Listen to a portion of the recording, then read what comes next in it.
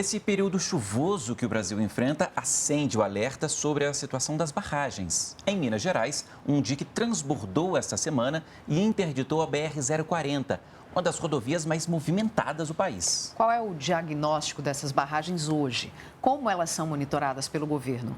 Ao vivo, o secretário de Geologia, Mineração e Transformação Mineral, Pedro Paulo Mesquita, conta como esse acompanhamento é feito. A entrevista é para a Voz do Brasil e você acompanha essa conversa a partir de agora. voz.gov.br. Gerar empregos e, ao mesmo tempo, proteger o meio ambiente. Objetivos do aperfeiçoamento da legislação sobre a exploração de cavernas, grutas e furnas no país, publicada hoje pelo governo. Para falar dessa medida e outros temas do setor de mineração, recebemos aqui no estúdio Pedro Paulo Dias Mesquita, secretário de Geologia, Mineração e Transformação Mineral do Ministério de Minas e Energia.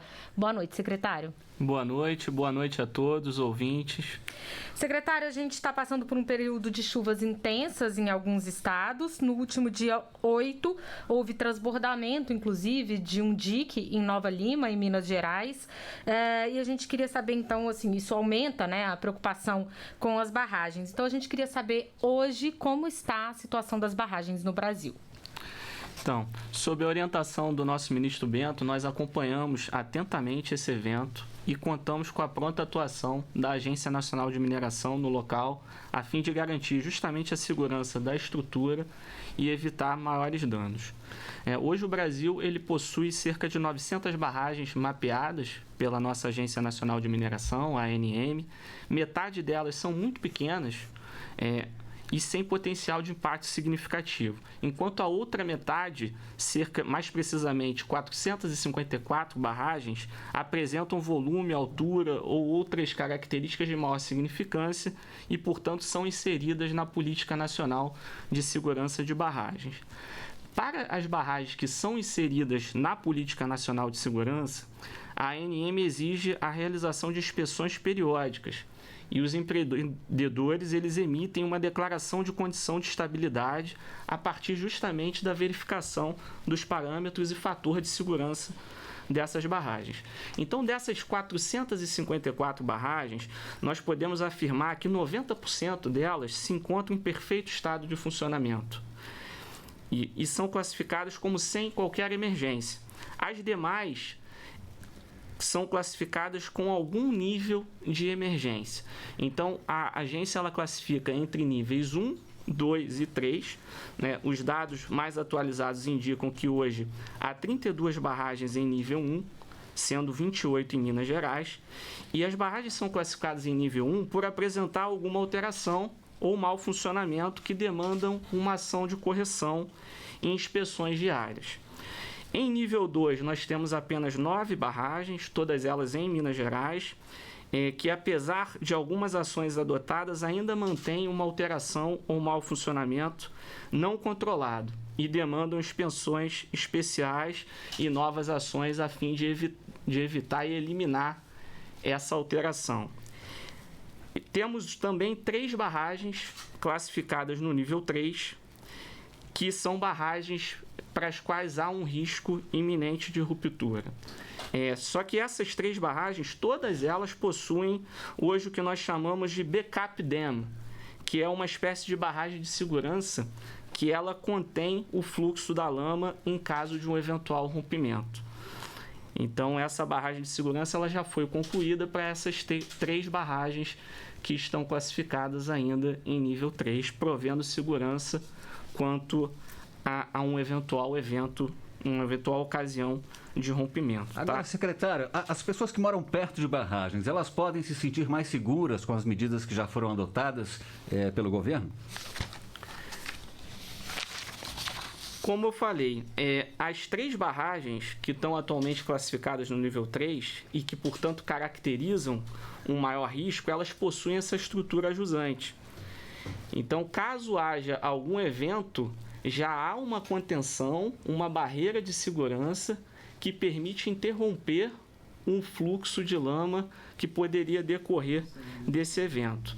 A ANM ela disponibiliza o acesso público a todas essas informações visando prover justamente aos cidadãos maior transparência, a interação com esses dados e isso tudo no Sistema Integrado de Gestão de Barragens de Mineração, que chama SIG-BM, é acessível a qualquer um pela internet. Sobre o evento especificamente desse final de semana, o DIC-LIS ele foi temporariamente considerado nível 3, até que fosse reduzido o risco associado à estrutura. E é um DIC que ele tem declaração de condição de estabilidade e a estrutura se manteve íntegra, apesar do ocorrido, o que foi uma boa resposta em termos de comportamento das estruturas de barragem no Brasil em função dessas cheias. Eu acho que cabe destacar que quando nós olhamos o índice pluviométrico do estado de Minas Gerais, nós observamos que esse foi o maior volume de chuvas do mês de janeiro dos últimos 50 anos.